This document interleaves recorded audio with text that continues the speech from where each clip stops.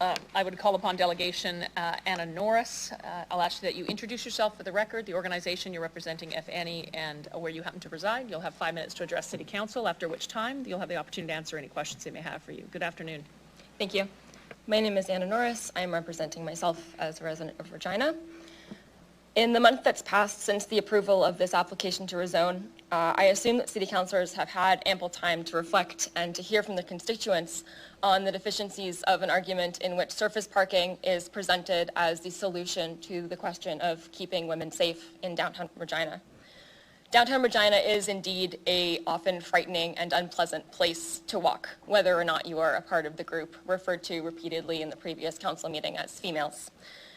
The reason it's so frightening and unpleasant is in large part because of the parking lots, which turn the area into a wasteland that is convenient only for car storage and for crime. Luckily for all of us, I don't need to belabor the point about the undesirability of parking lots, which has been well established in this room and has been enshrined in the official community plans that govern the area of the proposed rezoning. Against the odds, however, I do sometimes go walking in downtown Regina, which is how I noticed that the properties formerly located at 2158 and 2160 Scarth Street, referred to in the recommendation carried on July 13th, are already parking lots.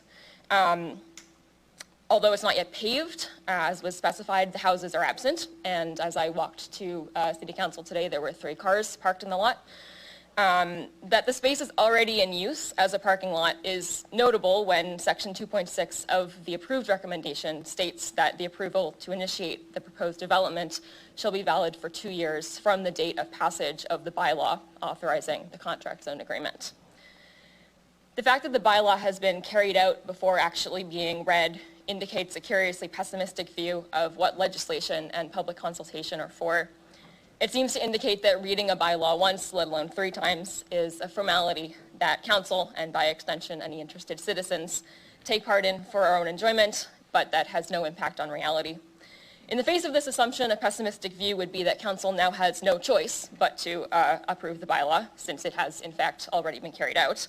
And in that light, jumping the gun on the installation and usage of the parking lot appears almost tactical. I hope, however, that we might be able to find more fortitude than to merely accept and in accepting establish our own powerlessness. We know that surface parking is actively harmful to people, communities, and to the climate. We know that the project has already proceeded under the assumption that today's activities are merely a formality, but the bylaw has not been passed, and this is only a formality if we choose to make it one. There is still time to do what should have been done in the first place and put into practice the priorities of downtown revitalization, community safety, and sustainability that Council has stated are supposed to be the guiding principles of decision-making in Regina. Thank you.